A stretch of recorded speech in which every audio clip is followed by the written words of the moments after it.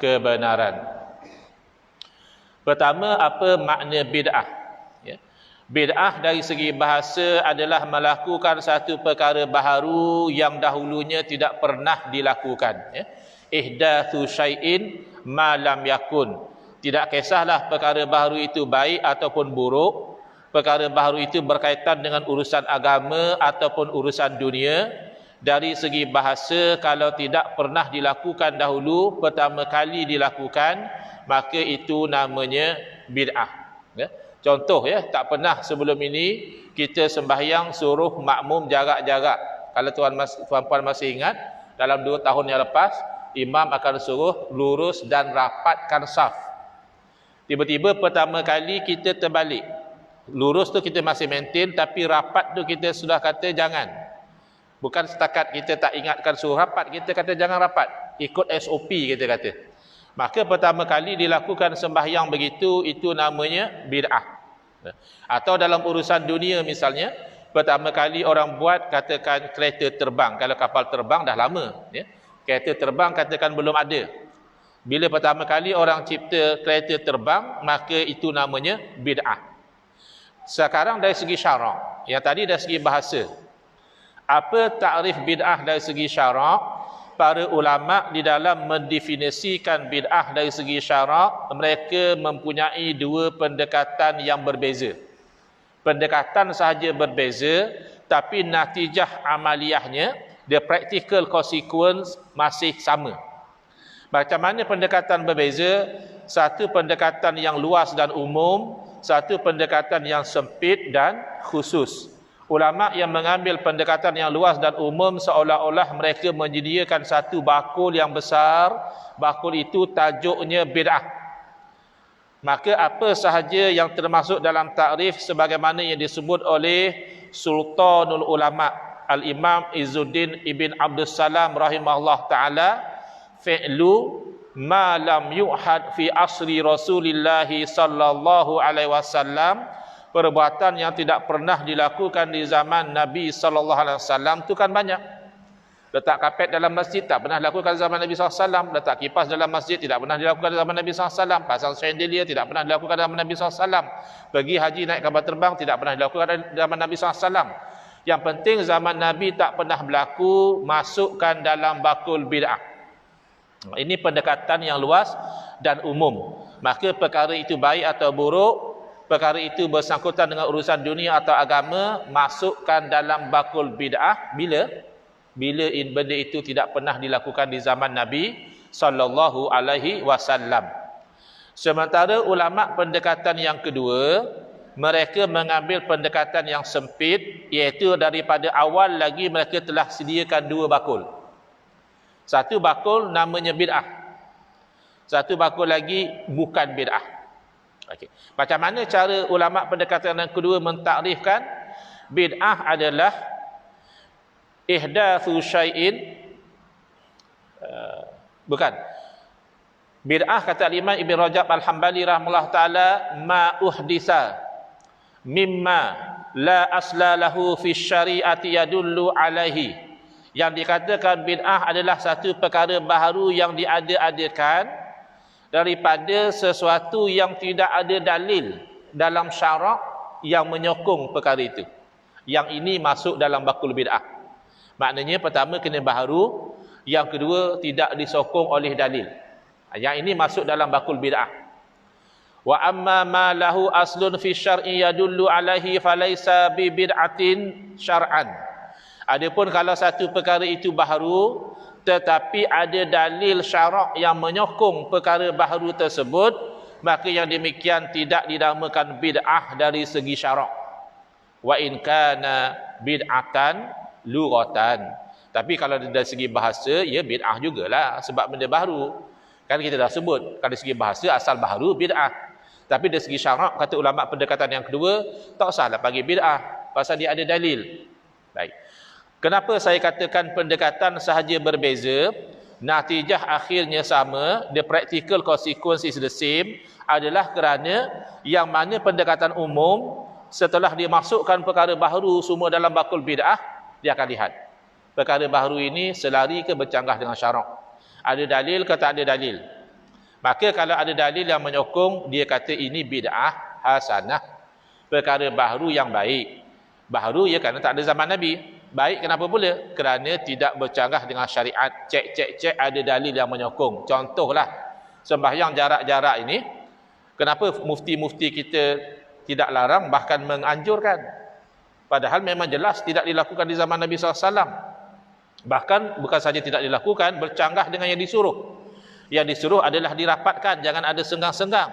Jawapannya kerana para mufti kita apabila mengambil kira fakta-fakta yang dibentangkan di depan mereka, bahawa kedudukan yang hampir antara satu orang dengan satu orang di zaman pandemik COVID-19 itu boleh meningkatkan risiko jangkitan, dan pada masa itu mereka difahamkan kalau berlaku jangkitan COVID-19 ia boleh membahaya nyawa, maka ada dalil syarak yang menuntut supaya kita itu menjaga nyawa ke tahap boleh kita melakukan perkara yang asalnya dilarang. Contoh, makan daging babi hukumnya haram, dilarang. Tapi kalau satu orang tidak ada makanan lain yang dia boleh makan, yang ada hanya daging babi, dan dia berada pada keadaan kalau tidak makan daging babi itu dia akan mati, maka dibenarkan dia melakukan perkara yang asalnya dilarang untuk menjaga nyawa. Jadi atas pertimbangan inilah, maka para mufti kita itu bersetuju kalau sembahyang yang bid'ah ini dilakukan. Tetapi ini bid'ah hasanah hanya daripada penilaian ulama yang pendekatan umum. Tapi di sisi ulama pendekatan khusus, dia tak masuk dalam bakul bid'ah langsung. Dia kata adalah kalau ada dalil sokong, tak payah masuk dalam bakul bid'ah. Jangan namakan bid'ah dari awal. Maka yang tak dinamakan bid'ah dari awal ini, perkara baharu yang dibenarkan umat Islam melakukan ini, inilah yang namanya bid'ah hasanah di sisi ulama pendekatan yang pertama, sementara tidak dinamakan bid'ah langsung di sisi ulama pendekatan yang kedua, tapi sama sepakat kalau perkara baharu ini boleh dilakukan, tidak haram. Sementara apabila ulama pendekatan yang pertama tadi yang dah masukkan semua perkara baharu dalam bakul bid'ah, didapati perkara bid'ah itu tidak disokong oleh dalil atau dengan arti kata lain bercanggah dengan syarak, maka diistilahkan sebagai bid'ah sayyi'ah. Bid'ah kerana baharu, sayyi'ah maknanya buruk. Kenapa buruk? Kerana bercanggah dengan syariat. Yang inilah di sisi ulama pendekatan yang kedua, dia namakan bid'ah. Kenapa dia tak kata bid'ah sayyi'ah, Ustaz? Sebab memang bagi dia bid'ah itu sayyi'ah. Kan awal-awal dia dah kelaskan yang masuk dalam bakul bid'ah ni hanya yang tak ada dalil. Yang ada dalil dia tak masuk dalam bakul bid'ah. Jadi perbezaan hanya pada istilah sahaja. Ini namanya khilaf lafzi. Khilaf pada menetapkan istilah tidak menjadi isu. Ya. Yang penting isinya sama, ada perkara baharu yang tidak bercanggah dengan syarak, yang ada dalil menyokongnya, nak namakan bid'ah hasanah silakan, tak nak namakan bid'ah langsung pun tidak masalah. Yang penting hukumnya adalah boleh dilakukan. Ada juga perkara baharu yang bercanggah dengan syariat, nak namakan bid'ah sayyi'ah boleh, nak namakan bid'ah sahaja pun tidak masalah. Sementara pembahagian bid'ah kepada dua ini dapat kita susur galurkan dia daripada zaman salaf. Ya, kita dalam beragama seelok-eloknya kita cari punca bersambung kepada salaf. Apa makna salaf? Asal maknanya dahulu. Dalam konteks yang kita bincangkan, salaf merujuk kepada generasi awal umat Islam yang baik-baik, sahabat Nabi, tabi'in dan tabi'in. Awal-awal dicatatkan ulama yang secara jelas ya membahagikan bid'ah kepada dua. Kalau secara umum ada, sahabat Nabi pun ada sebut. Misalnya Sayyidina Umar radhiyallahu anhu pernah menyebut nikmatil bid'atu hazihi. Sebaik-baik perkara bid'ah ini dia, iaitu sembahyang tarawih 20 rakaat di belakang seorang imam. Komen Sayyidina Umar itu sebaik-baik bid'ah. Tapi tak adalah Sayyidina Umar secara jelas kata bid'ah ada dua, tidak. Yang secara jelas menyebutkan demikian adalah Al-Imam Muhammad ibn Idris Asy-Syafi'i rahimahullah ta'ala, Imam Syafi'i, generasi tabi'in, ulama salaf, jelas dan ringkas penjelasan beliau tentang bid'ah. 3 poin sahaja selesai Imam Syafi'i menerangkan tentang bid'ah, ringkas tetapi tuntas ya. Poin yang pertama, kata Al-Imam Syafi'i rahimahullah ta'ala, al-bid'atu bid'atani. Perkara bid'ah, dua jenis bid'ah.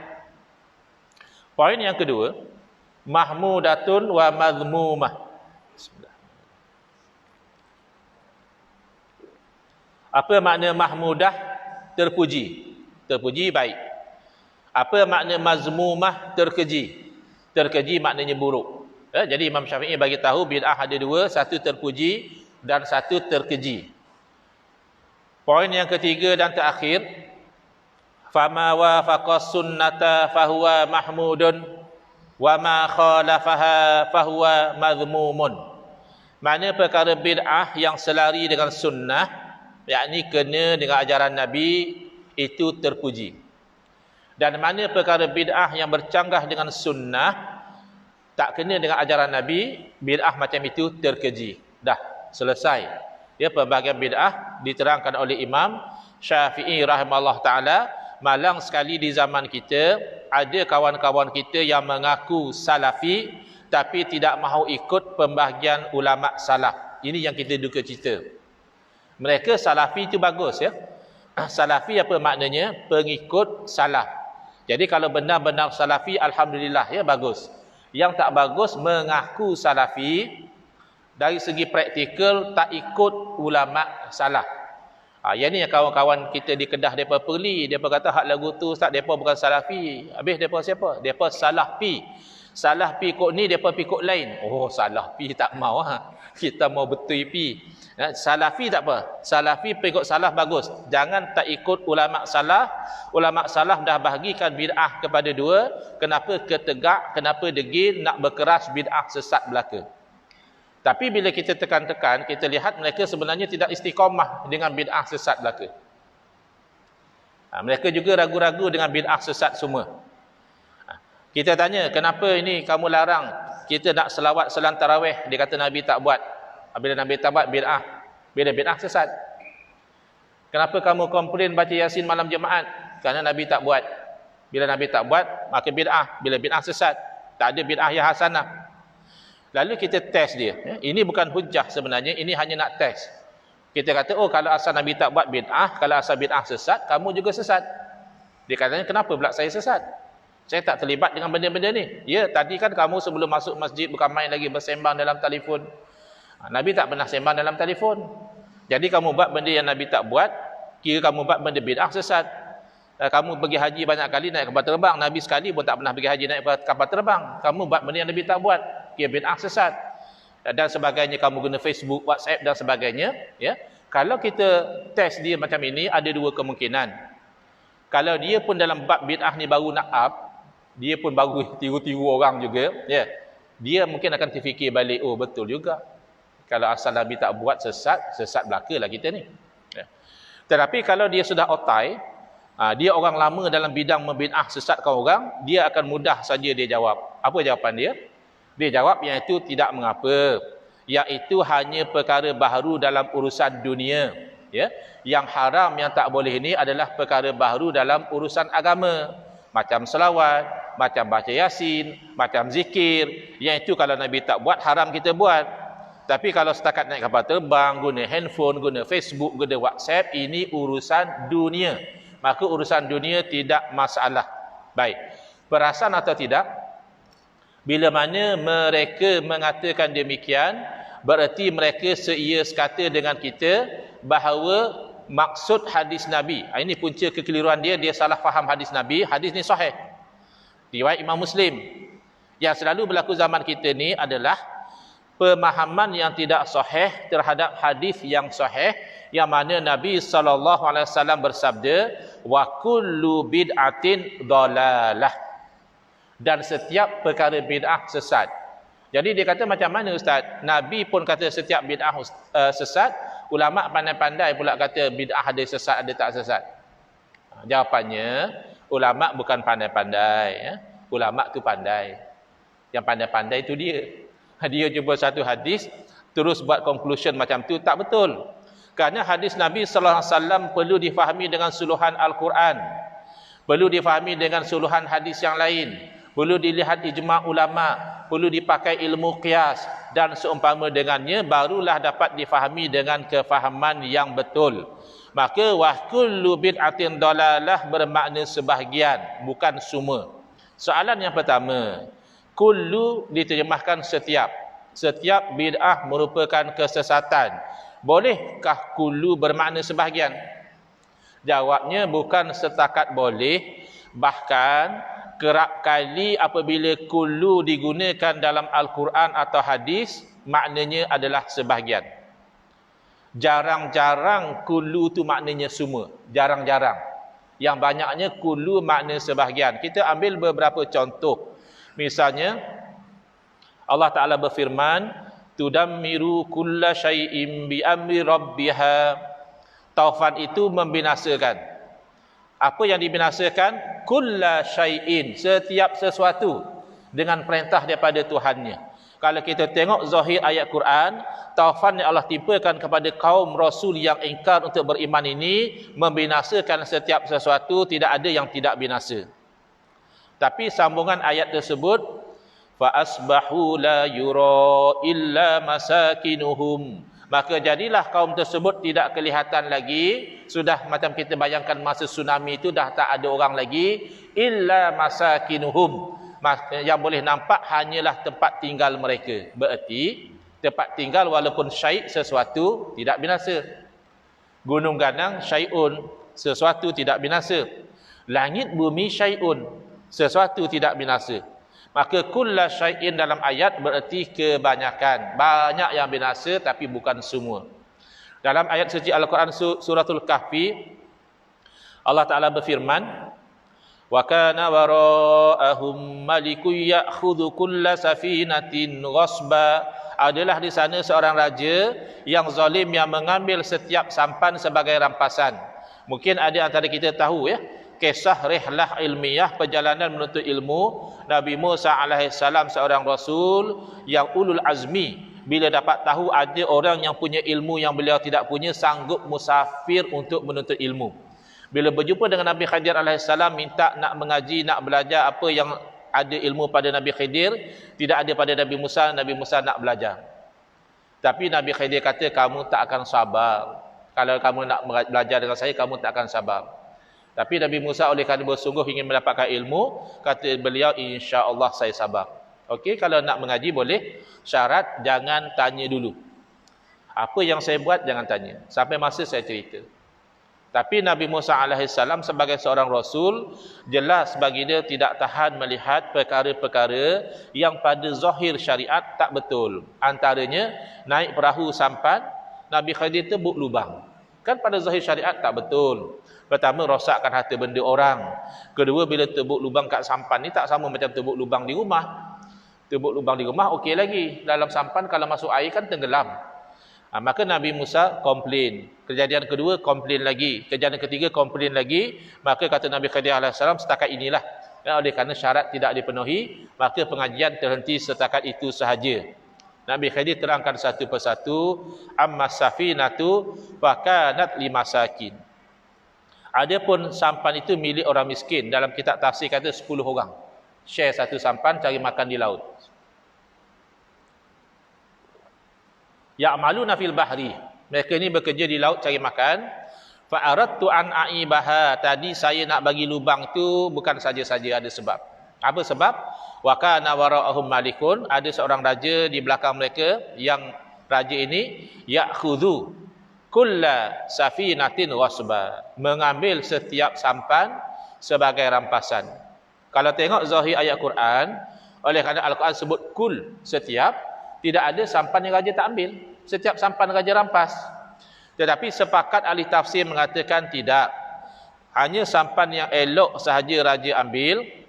Kalau sampan itu ada lubang, ada rosak, raja tidak ambil. Dan itulah hikmah kenapa Nabi Khidir lubangkan itu. Ini satu kaedah besar dalam kehidupan, namanya irtikabu akhaf ad-dararaini. Memilih yang lebih ringan dari dua mudarat. Orang putih kata apa? Choosing lesser of two evils. Dalam hidup tak boleh terlampau idealistik. Kita nak semua bagus, semua bersih, semua jujur, semua amanah, tak jumpa.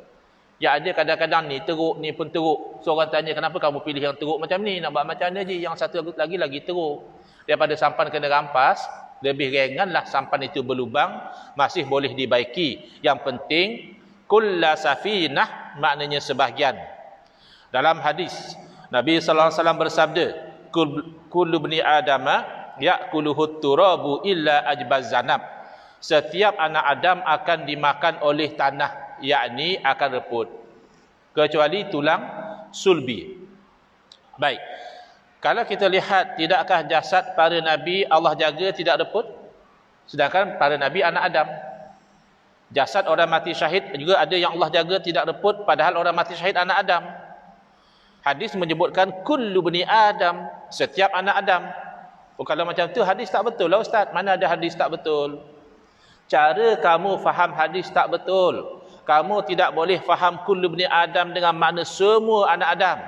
Kamu kena faham hadis dengan makna kebanyakan anak Adam bila mati reput, tapi ada juga anak Adam yang Allah jaga jasad mereka tidak reput. Baik. Maka sebenarnya tidak perlu pun kita nak pergi terlampau detail. Sebagaimana saya sebutkan tadi, golongan yang kata semua bid'ah ini sesat, bila kita cek dan kita uji, rupanya mereka juga tidak mengatakan demikian. Mereka hanya berbeza kayu ukur dengan Imam Syafi'i. Imam Syafi'i rahimahullah ta'ala, ulama salaf, mengatakan bid'ah terbagi dua, satu terpuji, satu terkeji. Apa kayu ukur dia? Iaitu muwafaqatus sunnah am mukhalafatuha. Selari dengan sunnah, ya terpuji. Bercanggah dengan sunnah, terkeji. Selesai. Kata mereka, tak, yang betul macam ni Ustaz. Bid'ah dalam urusan agama sesat belaka. Bid'ah dalam urusan dunia sahaja yang boleh. Makna kata bolehlah kalau kita nak buat live. Memang tak ada zaman Nabi live. Ya, memang tak ada zaman Nabi rakaman, memang tak ada zaman Nabi aircon, tapi ini kan semua urusan dunia saja, boleh. Tapi kalau misalnya nak buat selawat salat tarawih, nak buat baca doa nisfu Sya'ban, ya, nak amalkan baca Yasin malam Jumaat, atau yang macam ni tak boleh. Apatah lagi sambut Maulid. Sambut Maulid Nabi pun tak sambut, sahabat pun tak sambut. Ya, law kana khairan la sabaquna ilahi. Kalaulah sambut Maulid ni bagus, tentulah sahabat awal-awal lagi sambut Maulid. Sahabat pun tak buat. Itu dalilnya sambut Maulid ni tak bagus. Jadi oleh kerana kita telah kenal pasti beza antara kita dan mereka bukan semua bid'ah sesat atau tak sesat, mereka pun kata tak semua bid'ah sesat. Beza hanya pada kayu ukur. Bila beza pada kayu ukur, kita boleh selesaikan secara ilmiah. Kita tengok kayu ukur yang melihat selari atau bercanggah dengan syariat yang betul, atau yang melihat dunia atau agama yang betul. Yang pertama, persoalan kita, tidakkah agama Islam ini agama yang datang untuk mentadbir kedua-duanya? Dunia ada hukum, agama pun ada hukum. Bab fiqh pecah 4, bab ibadat, bab agama. Bab munakahat nikah kahwin, bab dunia. Tapi ada sah batal, ya, ada halal haram. Bab muamalat jelas lah dunia, sewa menyewa, jual beli. Kenapa? Ada hukum juga. Ada yang sah, ada yang batal, ada yang haram, ada yang halal. Bab jenayat juga dunia. Siapa buat salah nak bukti macam mana, terbukti salah nak hukum macam mana, itu bab dunia. 3/4 fiqh adalah bersangkut dengan urusan dunia. Macam mana kamu senang hati kata kalau bid'ah dunia boleh? Pembedahan tukar jantina bid'ah tidak berlaku di zaman Nabi. Pembedahan adalah urusan dunia. Adakah pembedahan tukar jantina bid'ah hasanah? Jelas haram. Kerana bercanggah dengan sunnah. Sunnah tidak membenarkan lelaki menyerupai wanita. Apatah lagi mengubah-ubah ciptaan Allah Ta'ala. Walaupun itu bid'ah urusan dunia, tetap hukumnya haram. Lagi lepas daripada azan nanti, insya-Allah saya akan sambung dengan menceritakan 2 contoh sama-sama bid'ah dunia. Satu dihukum haram, satu dihukum halal. Ya, insya-Allah itu selepas daripada laungan azan. Dan kalau ada soalan pun mungkin boleh diajukan selepas daripada dekat-dekat nak pukul 9 tu, ya. Sebab saya difahamkan pukul 9 saya akan berhenti.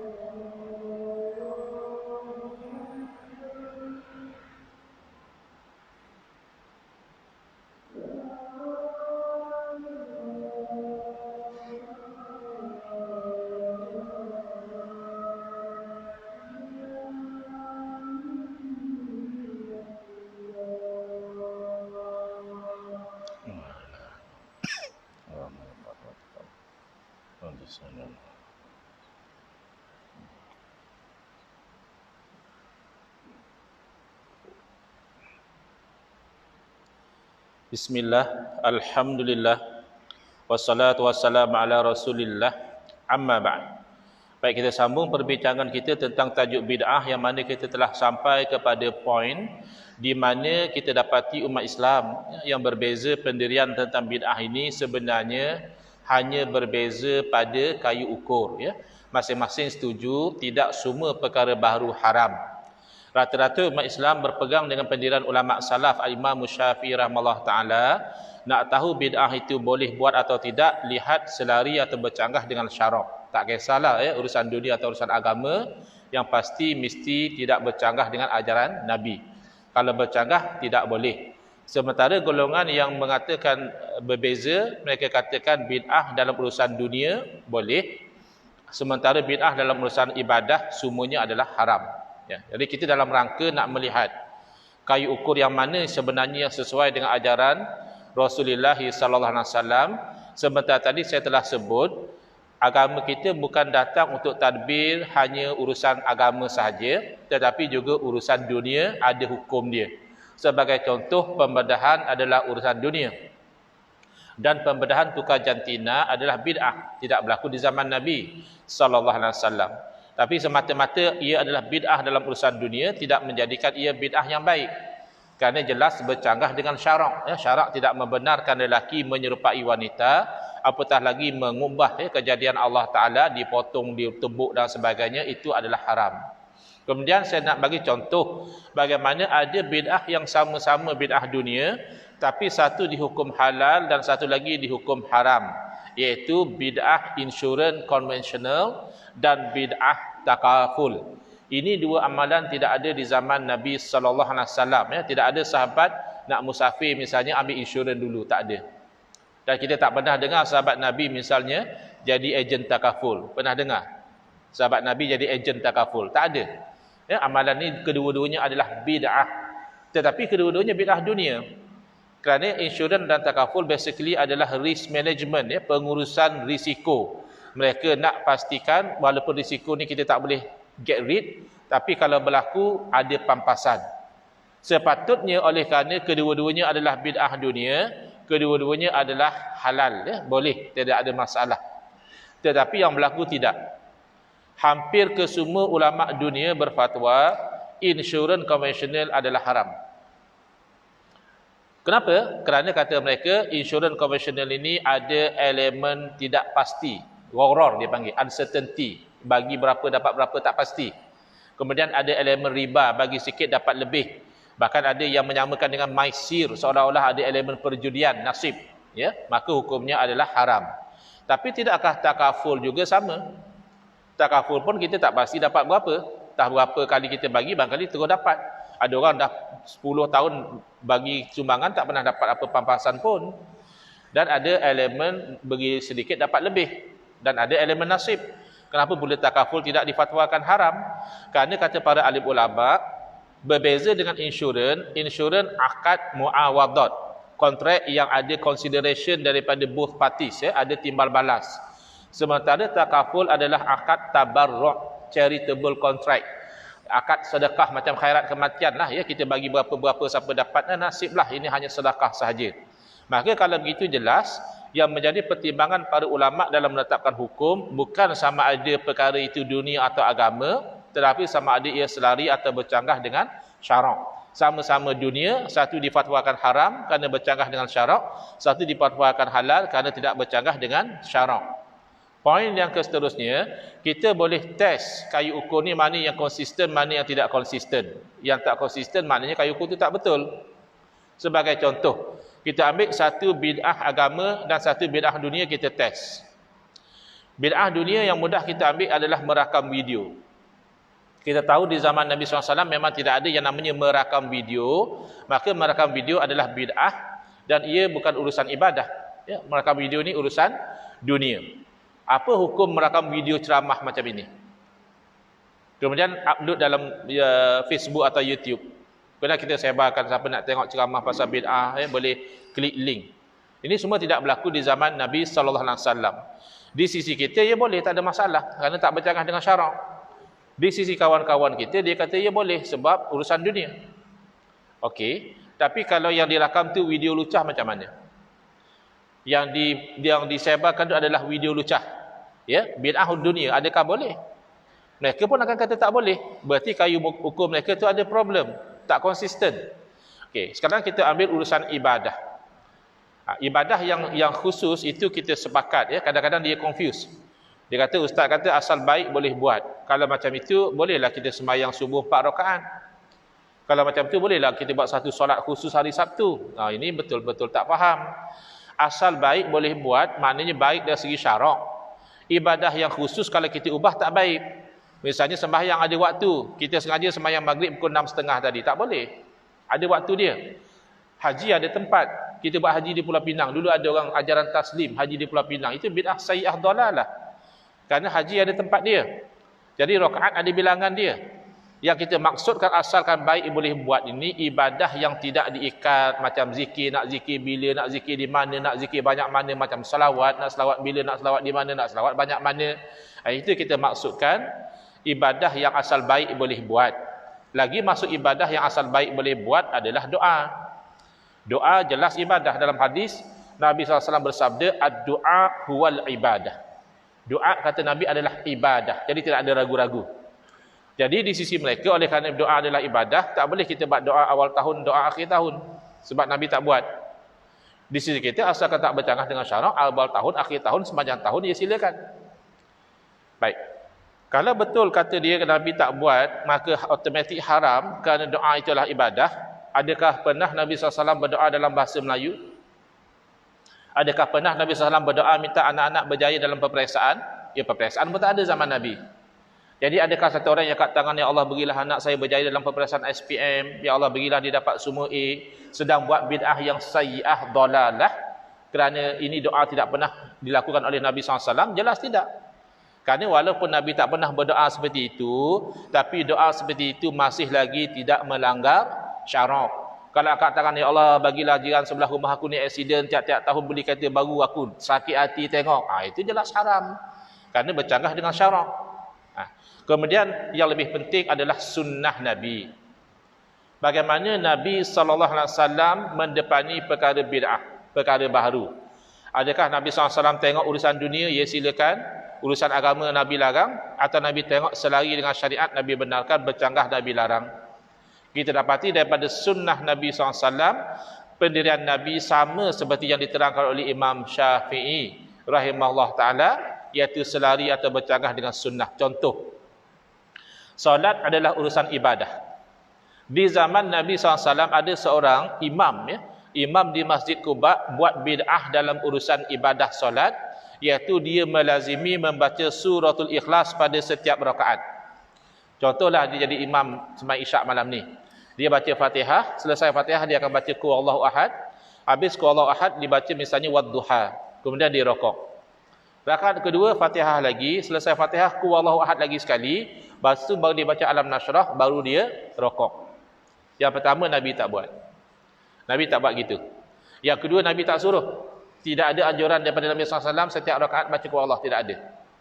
Yang ketiga kebetulan makmum tak gemar. Makmum tak suka macam itu. Lalu makmum bagi komplain kepada imam, makmum minta imam pilih satu.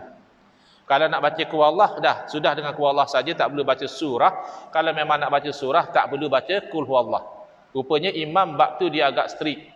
Kata imam, kalau kamu nak saya jadi imam, macam tu cara saya. Kalau kamu nak macam lain, sila lantik imam lain. Akhirnya diadukan kepada Rasulullah SAW. Kalau betul lah teori yang mengatakan perkara baharu dalam urusan ibadah automatik haram, maka kewajipan seorang Rasul tabligh, menyampaikan. Nabi SAW mesti bagi tahu pada imam tu, imam dah berhenti buat amalan itu, kerana buat benda baharu dalam ibadah hukumnya haram. Rupanya tidak. Nabi panggil imam ini dan Nabi tanya, kenapa imam tak nak ikut cadangan daripada jemaah? Jawab imam itu, inni uhibbuha ya Rasulullah. Sesungguhnya saya itu kasih kepada suratul Ikhlas, wahai Rasulullah. Maka adakah kasih pada ayat Quran bercanggah dengan syarak? Bahkan baik. Dan adakah di sana larangan kita tak boleh baca surah yang sama? Rakaat pertama, rakaat kedua mesti baca surah lain-lain? Tak ada larangan. Maka oleh kerana perbuatan baharu daripada imam itu tidak bercanggah dengan syarak, dan dorongannya juga tidak bercanggah dengan syarak, bukan sahaja Nabi tak larang, bahkan Nabi puji dengan sabda baginda, hubbuka iyyaha adkhalakal jannah. Kasih kamu kepada surat ikhlas itu memasukkan kamu dalam syurga. Ini cara Nabi. Tetapi kalau perkara baharu itu dalam urusan dunia sekalipun bercanggah dengan syarak, Nabi larang. Marketing strategi, strategi pemasaran adalah urusan dunia. Zaman Nabi ada satu orang, dia nak bagi produk dia laku, yang tak elok dia letak di bawah, dia tindih dengan yang elok. Bila Nabi SAW cek, Nabi seluk tangan baginda, Nabi dapati yang di bawah tu basah. Nabi tanya kenapa buat begini, kata dia nak bagi laku. Bercanggah tak dengan syarak? Ya bercanggah. Walaupun mulut dia tidak menipu, perbuatan dia menipu. Orang tengok atas elok, orang sangka sampai ke bawah elok, orang beli, akhirnya kecewa. Lalu Nabi larang. Man rasya falaisa minna, kata Nabi SAW, siapa yang menipu bukan daripada golongan kami. Jadi kalau kita itu benar jujur nak ikut sunnah Nabi, wajib kita iktiraf bid'ah hasanah, kerana mengiktiraf bid'ah hasanah adalah sunnah Nabi SAW. Pertanyaan, zaman Nabi bolehlah Ustaz, Nabi hidup lagi. Orang buat benda ni, Nabi boleh cakap benda ni hasanah ke tak hasanah. Zaman kita kalau ada benda baru, siapa yang nak cakap hasanah tak hasanah? Jawabnya ulama. Kalau tak ada maknalah Nabi bersabda al-ulama warasatul anbiya. Ulama adalah pewaris Nabi. Kalau tak yang kita sembahyang jarak-jarak ni, siapa yang nak keluar fatwa? Nabi dah wafat. Kira sesat semualah, senang kita. Siapa yang sembahyang jarak-jarak ni sesat, masuk neraka belaka. Sebab buat benda baru dalam urusan ibadah. Memang saya tahu ada khilaf. Guru-guru saya juga tidak sependapat. Ada guru saya yang setuju kerana atas nama menjaga nyawa. Ada guru yang tak setuju pada atas nama benda ni tak pasti. Macamlah seolah-olah kita rapat tu pasti menjangkit. Di pasal rapat tak ada bunyi pula misalnya. Jadi itu soal lain. Tapi soal mengiktiraf bahawa perkara baharu kalau tidak melanggar syarak, tidak haram dilakukan. Kemudian yang kita kena ikut lagi, yang keempat dan yang terakhir adalah sunnah khulafa ar-rasyidin. Kan Nabi SAW berpesan, alaikum bisunnati, wajib kamu ikut sunnah saya. Wa sunnatil khulafa'il mahdiyyin ar-rasyidin, wajib juga kamu ikut sunnah, yakni cara khulafa ar-rasyidin. Bagaimana khulafa ar-rasyidin mendepani perkara bid'ah? Adakah khulafa ar-rasyidin hanya membenarkan perkara baharu urusan dunia sahaja, sementara perkara baharu urusan agama dilarang? Atau khulafa ar-rasyidin tengok kalau baik dari segi agama, tak kisahlah dunia agama boleh buat? Kita dapati khulafa ar-rasyidin sama seperti Nabi SAW di dalam mengiktiraf perkara baharu, mereka tidak bezakan dunia atau agama, yang mereka nak tahu baik atau buruk. Misal, Sayyidina Utsman bin Affan radhiyallahu taala anhu membuat bid'ah dalam urusan agama, urusan ibadah, iaitu urusan azan. Zaman Nabi SAW, zaman Sayyidina Abu Bakar radhiyallahu anhu, zaman Sayyidina Umar radhiyallahu anhu, azan untuk salat Jumaat hanya satu kali sahaja. Iaitu ketika khatib naik atas mimbar, Assalamualaikum warahmatullahi, khatib duduk sejenak, azan sekali je. Sayyidina Utsman buat bid'ah, Sayyidina Utsman suruh supaya azan tambahan sebelum daripada itu lagi. Ini bid'ah jelas. Dan ini urusan ibadah. Baik. Kenapa Sayyidina Utsman berani buat bid'ah macam ini? Kerana Sayyidina Utsman berijtihad bahawa bid'ah ini baik. Kenapa baik? Kerana zaman Sayyidina Utsman bin Affan radhiyallahu anhu, umat Islam sudah ramai yang duduk dan berniaga jauh dari masjid. Kalau azan satu kali macam biasa, ramai yang tidak sempat solat Jumaat, sedangkan solat Jumaat wajib. Maka untuk mengelakkan berlakunya orang tinggal solat Jumaat, Sayyidina Utsman buat bid'ah yang hasanah, iaitu azan tambahan. Orang dengar azan, orang tahu waktu Jumaat sudah dekat, tutup kedai bersiap, sempat solat Jumaat. Oh, itu hanya ijtihad Sayyidina Utsman je Ustaz. Iyalah, ijtihad Sayyidina Utsman tu kan sahabat Nabi, bukan Utsman batu kif. Ya, Utsman sahabat Nabi, dijamin masuk syurga, seorang khulafa ar-rasyidin, ya. Jadi kalaupun ijtihad Sayyidina Utsman jauh lebih berharga daripada pendirian kamu. Lebih-lebih lagi, apabila Sayyidina Utsman buat bid'ah dalam urusan azan ini, tidak ada satu orang pun sahabat Nabi yang bangkang angkat tangan, ini bid'ah, ini haram, ini masuk neraka, tak ada.